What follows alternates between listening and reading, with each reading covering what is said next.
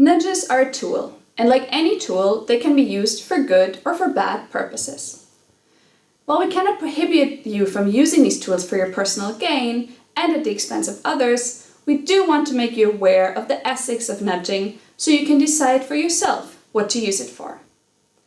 Nudging does not come with an inherent moral compass. That needs to come from you. We believe that to call your intervention a nudge, it should be in an individual's best interest, or at least be for the common good of society, such as reducing the negative effects of behavior on the environment. If you keep the concept of the intention-action gap in mind, then you're on the safe side, because you will only be using nudging in situations where you help people reach their goals. There can be situations in which a behavior change would be good for society, even though it's not an explicit goal of an individual. In our project with the Swedish Environmental Protection Agency, for example, we asked people what they thought about littering, and most people agree that they think it would be best not to litter, even though they occasionally do it out of convenience. So in this case, nudging people not to litter is still in their best interest, even though they might not have this as an explicit goal. Have you ever wondered about the two elephants as a symbol for nudging? The mother elephant is nudging the baby elephant in a loving, caring way. It is not trying to trick the baby or push it into a puddle. As a choice architect, you are the mother elephant. What if you don't know what the preferences of the people you are trying to nudge are? Ask them where they could use some help, or observe them when they're interacting with your product or service, and see where you can give them a hand. Nudging does not need to be, or even should be, done in secret. A great nudge is something that helps people reach their goals. My language learning app reminding me each evening to practice for 10 minutes is a great nudge. Just like my Instagram now telling me that I've caught up with all new pictures and should turn off the app. People might be thankful for encouraging them to eat more vegetables by placing them at the front of the buffet, not at the end. What if you ask people and then they say that they don't want to do what you want them to do? Then don't try to nudge them. First of all, if people really don't want to do that, then a nudge will be ineffective anyway and you're wasting your time. And second of all, it is unethical.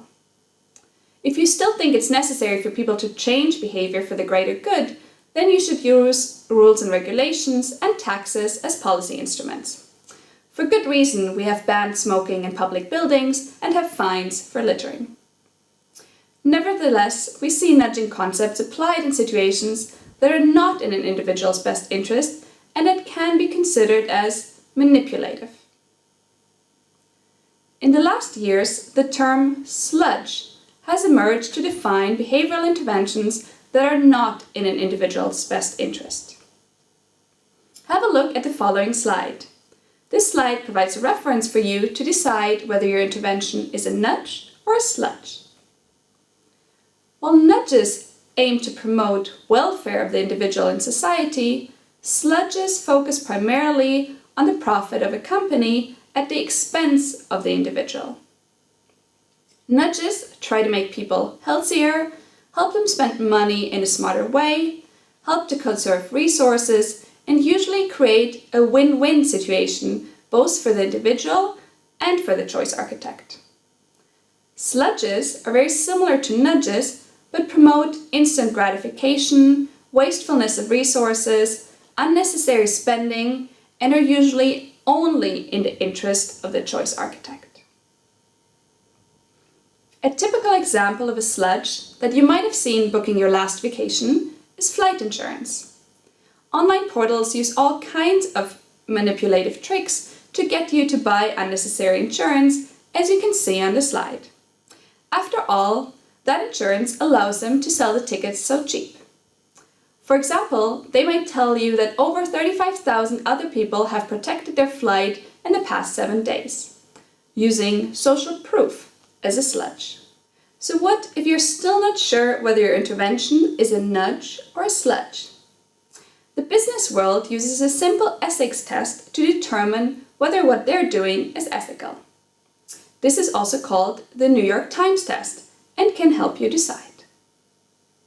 The simple question you should ask yourself is, what if my intervention ended up on the front page of my country's major newspaper tomorrow morning.